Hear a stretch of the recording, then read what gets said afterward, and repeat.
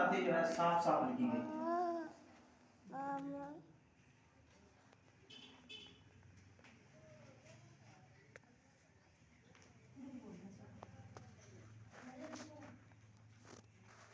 निर्गमन की किताब जो है उसके 12वें अध्याय के अंदर एक आयत पढ़ते हैं, उसके बाद हम दुआ करेंगे। यहाँ पर क्या लिखा हुआ है? निर्गमन की किताब उसका 13वां अध्याय, 13वें अध्याय के अंदर हम जो है 7वीं आयत से पढ़ते हैं। निर्गमन की किताब 13वां अध्याय 7वें। इन 7 दिनों में अखमीरी रोटी खाई जाए, वरन तुम्हारे देश भर में ना खमीरी रोटी ना खमीर तुम्हारे पास देखने में आए। खमीर तुम्हारे पास देखना नहीं चाहिए। और उस दिन तुम अपने अपने पुत्रों को ये कह के समझा देना कि ये हम उसी काम के कारण करते हैं जो यहोवा ने हमारे मिस्र से निकल आने के समय हमारे लिए किया था।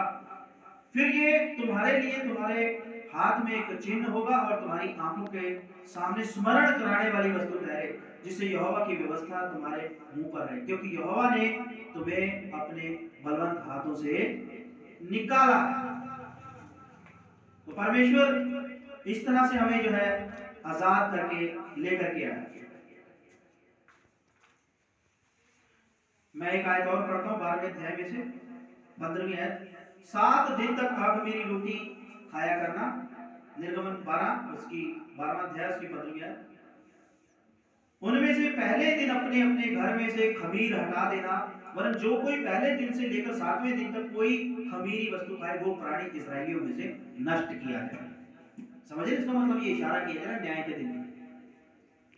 अगर खमीर मिला तो न्याय के दिन जब यीशु मसीह आएगा तो वो व्यक्ति बचेगा नहीं। 18वें पहले महीने के 14वें दिन की सांझ से लेकर 21वें दिन की सांझ तक तुम खमीरी रोटी खाया करना। 7 दिन तक तुम्हारे घरों में कुछ भी खमीर ना रहे, वरन जो कोई किसी खमीरी वस्तु को खाए, चाहे वो देशी हो चाहे परदेशी हो, वो प्राणी इस्राएलियों की मंडली से नष्ट किया जाए। कोई खमीरी वस्तु ना खाना, अपने सब घरों में बिना खमीर की रोटी खाया करना। नष्ट किया जाए क्यों? ये इशारा किया जा रहा है कि जब तुम्हारा मसीह आएगा तुम्हारी जिंदगी में से खमीर तो निकाल देगा वो अपनी कुर्बानी के जरिए। फिर जब वो दोबारा आएगा तुम्हें लेने के लिए और दुनिया का न्याय करने के लिए, तब उसके लोगों के जीवन के अंदर खमीर नहीं दिखना चाहिए। अगर दिखाई दिया खमीर निकालने के बाद फिर से वो खमीर तुम अपने जीवन के अंदर ले आए, फिर तुम्हारे लिए पापों की क्षमा नहीं है। अब खुदा ने क्षमा दे दी है हमें, इसका धन्यवाद करें।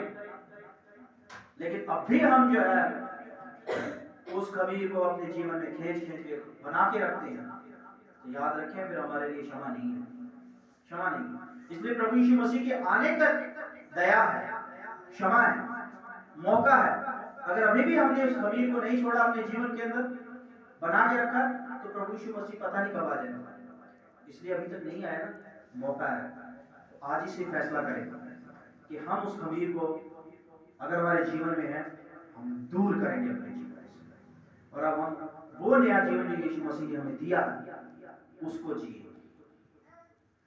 और आइंदा के लिए हम जब भी प्रभु का उत्सव मनाएंगे तो अखमीरी शरीर में होकर, आत्मिक बने, सच्चाई से, सिधाई से, प्रेम से, एक एकता में होकर के, यूनिटी में होकर ये प्रण करें।